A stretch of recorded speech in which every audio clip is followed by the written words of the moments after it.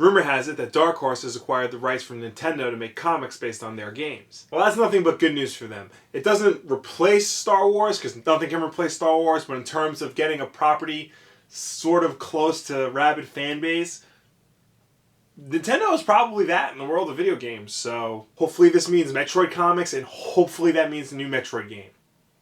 It's not made by Team Ninja. I don't want that Samus ever again.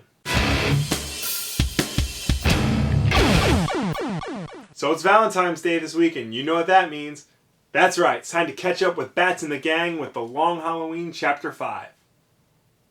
Remember this? To recap, the mysterious holiday killer has now slain crime boss Carmine Falcone's nephew, Johnny Vitti, on Halloween, the Sullivan family, his associates in the Irish mob, on Thanksgiving, his personal bodyguard Milos on Christmas, and most recently on New Year's Eve, Carmine's own son, Alberto, the only member of the family not part of the business. And meanwhile, Batman, Commissioner Gordon, and District Attorney Harvey Dent are not only trying to deal with these killings, but also trying to bring down Falcone's mob empire, and also deal with the rising threat of the Freaks. Now, Chapter 5 begins with Dent and Gordon heading over to Wayne Manor. Following a hunch that the Wayne family may have a connection to the Falcone family, the two head over there hoping to speak to Bruce Wayne and sort this whole thing out. And of course, Bruce Wayne isn't there. Just Alfred and his wonderful Britishness telling them that it's Valentine's Day and they should probably be spending it with their wives. Remember, Jeremy Irons, play up your Britishness. That goes a long way. I'm just assuming Jeremy Irons watches this show. Meanwhile, Batman is confronting Carmine Falcone at Alberto's grave, asking him if all of this has been worth the price of his son's life. It's clear in this scene that Falcone is done pussyfooting around when it comes to the holiday killer, and he's going to try and put a stop to this his way. He's already under the impression that the police aren't going to do anything about it, so he might as well do something on his own. I mean, sure, before Holiday was toppling his empire, but now you took out the man's son, and that makes it personal. And if The Godfather has taught me anything, it's always got to be about business, never personal. Also, Catwoman shows up. Remember her? The woman with the weird mouse ears?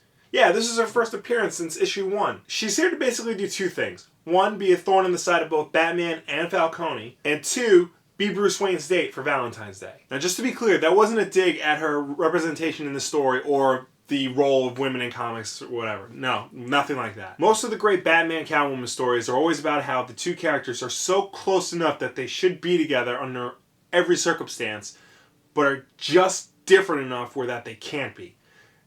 And this chapter actually illustrates that pretty well. It's not very overt. It's more like subdued and subliminal. It's something that you got to think about for a second. That is until Poison Ivy shows up and pretty much ruins everything. Bitch. Also, it is a holiday, so you know what that means. This time, however, it's not exactly anybody associated with Falcone.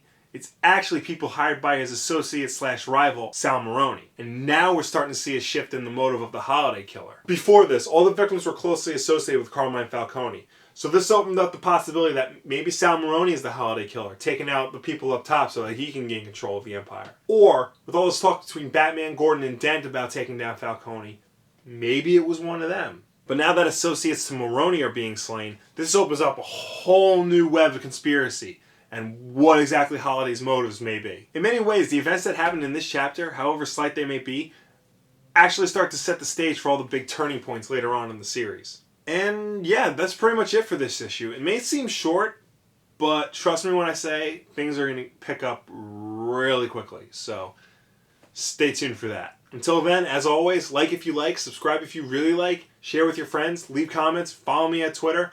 Let me know if there's anything you want me to go over in this book or just random questions in general. I like human interaction, believe it or not. Until next time, everybody, happy Valentine's Day. Hope you're spending it with someone you love. Because it'd be really awkward if you spent it with someone you hate. But to someone like my mother, who doesn't read Captain America comics because she thinks they're a waste of time and that I should move out already because I'm 26 years old and why aren't I married yet? And sorry, what was I talking about? And this is just a small sample of all the games that were on the Sega Genesis, also known as the Mega Drive in territories that aren't America.